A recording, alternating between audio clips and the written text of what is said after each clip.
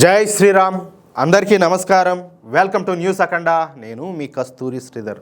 మిత్రులారా, మీరు గమనించినారో లేదో, ఇప్పటి కాలంలో లవ్ జిహాద్ అనే పదం సామాజికంగాను అలాగే రాజకీయంగా కూడా పెద్ద చర్చకైతే దారితీస్తుంది. ప్రేమ పేరుతో తమ గుర్తింపును దాచిపెట్టి మత మార్పిడిలే లక్ష్యంగా సాగేటటువంటి ఈ ఉదంతాల వలన మన హిందూ సమాజం, ముఖ్యంగా బాధిత కుటుంబాలు ఎదుర్కొంటున్నటువంటి ప్రధానమైనటువంటి ఇబ్బందులను అలాగే సమస్యలను పరిష్కరించడానికి కేంద్ర ప్రభుత్వం త్వరలోనే ఒక చట్టం కూడా తీసుకురానున్నట్టు తెలుస్తుంది.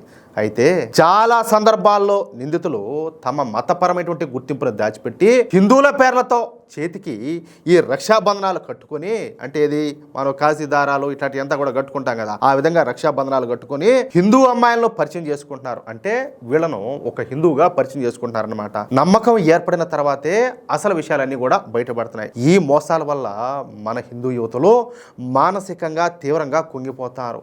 మన దేశ రాజ్యాంగం ప్రకారం ప్రతి వ్యక్తికి కూడా తనకు నచ్చినటువంటి వ్యక్తిని ప్రేమించడం, అలాగే వివాహం చేసుకోవడం, అలాగే తన మతాన్ని అనుసరించడం అనేది స్వేచ్ఛ అన్నమాట. అంటే మన రాజ్యాంగం మనకిచ్చినటువంటి స్వేచ్ఛ, మన చట్టాలు మనకిచ్చినటువంటి స్వేచ్ఛ అది. అయితే మన కుటుంబాలు, మన సమాజం కూడా తమ సాంస్కృతిక విలువలను కాపాడుకోవాలని చెప్పేసి కోరుకుంటాయి. ఆ విషయం మనకందరూ కూడా తెలుసు, అంతేనా కాదా? ఆ విషయం ఖచ్చితంగా మనమైతే గుర్తుపెట్టుకోవాలా, దాన్ని మాత్రం మర్చిపోకూడదు. పైపిచ్చి ఏంటంటే, తాము ముస్లిం అన్న తమ గుర్తింపును దాచిపెట్టి మరి హిందూ పేరు పెట్టుకొని హిందూ అమ్మాయిలను ట్రాప్ చేసి వాళ్ళను శారీరకంగా కూడా ఉపయోగించుకొని ఆ తర్వాత వాళ్ళను బలవంతంగా మతం మార్చడమే ఈ లవ్ జిహాద్ అంటే. భారతదేశంలో అనేక మతాలు, సంస్కృతులు, సాంప్రదాయాలు అన్నీ కూడా కలిసి ఉన్నటువంటి గొప్ప దేశం ఏది మన భారతదేశం. ఇలాంటి విభిన్నత ఉన్నటువంటి సమాజంలో కొన్ని సామాజిక అంశాలు కూడా చర్చకైతే వస్తూ ఉంటాయి. అందులో ఈ లవ్ జిహాద్ అనేది కూడా ఒకటన్నమాట. పెళ్లి చేసుకోవాలంటే ఖచ్చితంగా మతం మారాలనేటువంటి షరతులు విధించడం, లేదా పెళ్లి తర్వాత బలవంతంగానైనా సరే మతాచారాలను మార్పించడం ఇక్కడ ప్రధానమైనటువంటి సమస్యగా మారిపోయింది. అంటే ఖచ్చితంగా నువ్వు మతం మారాల్సిందే, దాంట్లో వేరే మాట అయితే లేదు అన్నట్టు అనమాట. ఇది రాజ్యాంగం కల్పించేటువంటి వ్యక్తిగత స్వేచ్ఛకు విఘాతంగా మారుతుంది. ఒకసారి మతం మారిన తర్వాత లేదా వివాహం జరిగిన తర్వాత బాధితులు తరచుగా ఈ శారీరక అలాగే మానసిక వేధింపులు కూడా గురవుతున్నట్లు అనేక కేసులు వెలుగులోకి వచ్చాయి. మనమే కొన్ని వందలు మాట్లాడుకున్నాం, ఒకటి రెండు కాదు. కొన్ని సందర్భాల్లో ప్రాణహాని కూడా జరుగుతుంది. ఉదాహరణకు శ్రద్ధా వాకర్ కేసు లాంటి అన్నమాట. అప్పట్లో ఈ కేసు అయితే ఒక సంచలనమే సృష్టించింది. సరే, ఇటువంటి లవ్ జిహాద్ ఉదంతాల వల్ల మన హిందూ కుటుంబాలు సామాజికంగా ఎన్నో అవమానాలకు గురవుతున్నాయి. కూతురు తమ మాట వినకుండా వెళ్ళిపోవడం, మతం మారడం వల్ల తల్లిదండ్రులు తీవ్రమైనటువంటి మనోవేదనకు లోనవుతారు. ఇది కుటుంబ సభ్యుల మధ్య దూరాన్ని పెంచి సామాజికంగా వాళ్ళని ఏకాకులను చేస్తుంది. మొదట ఏంటంటే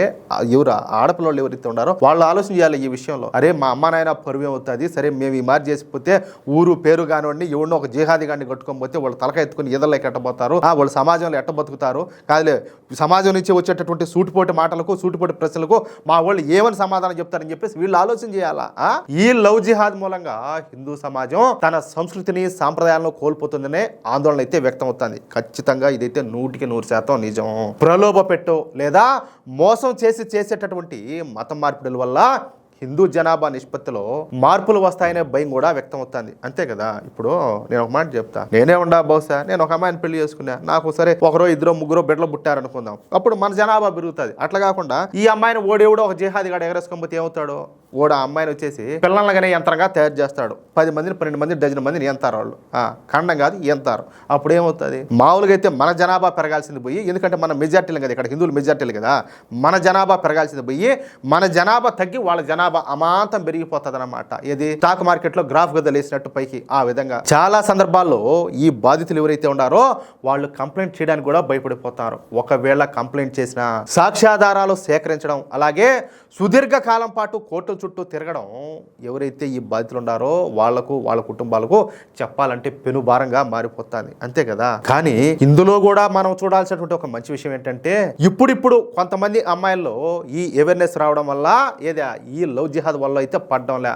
వాళ్ళు మంచి చెడు తెలుసుకొని ఈ జిహాదీలకు దూరంగా ఉంటున్నారు. ఒకటి వచ్చేసి సోషల్ మీడియాలో ఈ లవ్ జిహాద్ గురించి పెద్దగా ఈ ప్రచారం అంతా కూడా జరగడం, అలాగే చాలా కేసులు, ఒకటి రెండు కాదు, వందలు కాదు, కొన్ని వేలాది కేసులన్నీ కూడా ఈ మధ్యకాలంలో మనం చూస్తూ ఉన్నాం. వాటి గురించి ఏదో సందర్భంలో వాళ్ళు సోషల్ మీడియా వాడుతున్నారు కాబట్టి వాళ్ళు చూస్తూ ఉంటారు. పైగా ఏంటంటే మన ఈ మధ్య వచ్చింది కదా, ఏది the Kerala story, Kerala story 2 ఇట్లాంటి, అంటే లవ్ జిహాద్ నేపథ్యంలో వచ్చినటువంటి కొన్ని సినిమాల వల్ల కొంతమందికి అవగాహన కలిగి ఈ లవ్ జిహాద్ కు కొంతమంది దూరంగా ఉన్నారనమాట. చెప్పాలంటే ఇదైతే ఒక మంచి సుపరిణామమే. కానీ ఈ మార్పు అనేది ఇంతటితో సరిపోదు, ఇంకా పెరగాల. అందుకే ఈ దరిద్రపు ముండా కొడుకులు చిన్నపిల్లలను లవ్ జిహాద్లోకి దించుతారు. ఎందుకంటే వాళ్ళకి మెచ్యూరిటీ తక్కువ ఉంటుంది కదా, అట్లా అనమాట. ఉత్తరప్రదేశ్లో ఇటువంటి సంఘటనే ఒకటి వెలుగులేకైతే వచ్చింది. సరే, ఇక అసలు విషయానికి వస్తే, ఉత్తరప్రదేశ్లోని జౌన్పూర్ జిల్లా జలాల్పూర్ పోలీస్ స్టేషన్ పరిధిలో ఒక షాకింగ్ ఘటన వెలుగులేకి వచ్చింది. ఒక యువతిని సుమారుగా 12 ఏళ్లుగా లైంగికంగా వేధిస్తా ఆమెను మతం మారాలని చెప్పి బెదిరిస్తున్నటువంటి అష్ఫాక్ అనే వాడిని పోలీసులు మొత్తానికి కటకటాలేకైతే నెట్టారు. సరే, పోలీసులు అందిస్తున్నటువంటి కథనం ప్రకారం బాధితురాలి వయసు ప్రస్తుతం 22 సంవత్సరాలు. అయితే ఆ బాధితురాలు తన 10 ఏళ్ల వయసు నుంచే నిందితుడి వేధింపులకైతే గురవుతుంది. చూడండి, ఇలా మనుషులు అనాలా, ఇలా మానవ మృగాలు అనాలా, ఏమనాలా? చూడండి, నిందితుడైన ఈ అష్ఫాక్ ఆమెను లోబరుచుకొని ఎన్నాళ్లుగా నిరంతరం కూడా లైంగికంగా దోపిడీ చేస్తా వచ్చాడు. అంతటితో ఆకుండా ఆమెను ఇస్లాం మతంలోకి మారాలని, లేని పక్షంలో తీవ్రమైనటువంటి పరిణామాలు ఎదుర్కోవాల్సి వస్తుందని చెప్పేసి ప్రాణహాని తలపెట్టేలా బెదిరింపులు కూడా పాల్పడినాడు. సరే, ఇక ఆ బాధితురాలు ఆ హింసను తట్టుకోలేక మొత్తానికి ఎట్టకేలకు ధైర్యంగా ముందుకొచ్చి పోలీసులకు ఫిర్యాదు చేయడంతో పోలీసులు వెంటనే స్పందించారు. ఈ నిందితుడిపైన అత్యాచారం, కిడ్నాప్, అలాగే ఉత్తరప్రదేశ్ చట్టవిరుద్ధ మత మార్పిడి నిషేధ చట్టం కింద కేసులన్నీ కూడా నమోదు చేశారు. పరారీలో ఉన్నటువంటి అష్ఫాక్ ను మొన్న మార్చి 3వ తేదీన హౌజ్ టోల్ ప్లాజా వద్ద ఒక ప్రత్యేక బృందం పట్టుకునిందన్నమాట. ఈ నిందితుడిని కోర్టులో హాజరుపరచగా న్యాయమూర్తి వాడికి జ్యుడిషియల్ రిమాండ్ అయితే విధించాడు. ప్రస్తుతం ఈ అష్ఫాక్ అనేవాడు జైల్లో ఉన్నాడు.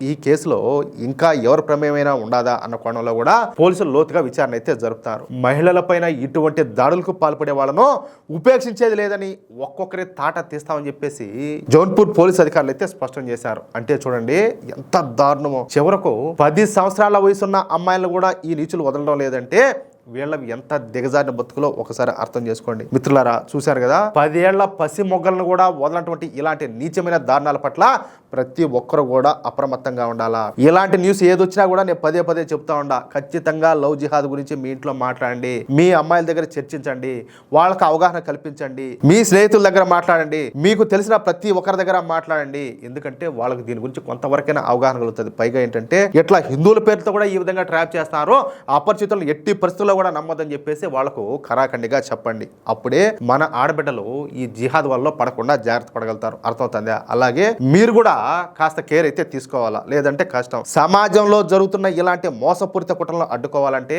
మనమంతా కూడా ఏకం కావాలా. ఈ వార్త పైన మీ అభిప్రాయాన్ని తప్పకుండా కామెంట్ రూపంలో తెలియజేయండి. ప్రతి ఒక్క హిందూ కుటుంబానికి కనువిప్పు కలిగే విధంగా ఈ వీడియోని వెంటనే షేర్ చేయండి. ఇలాంటి మరిన్ని నిజాలను, తాజా అప్డేట్స్ను ఎప్పటికప్పుడు తెలుసుకోవడానికి మన న్యూస్ అఖండ ఛానల్ని ఇప్పుడే సబ్స్క్రైబ్ చేసుకోండి. జై శ్రీరామ్, జై హింద్, భారత్ మాతాకి జై.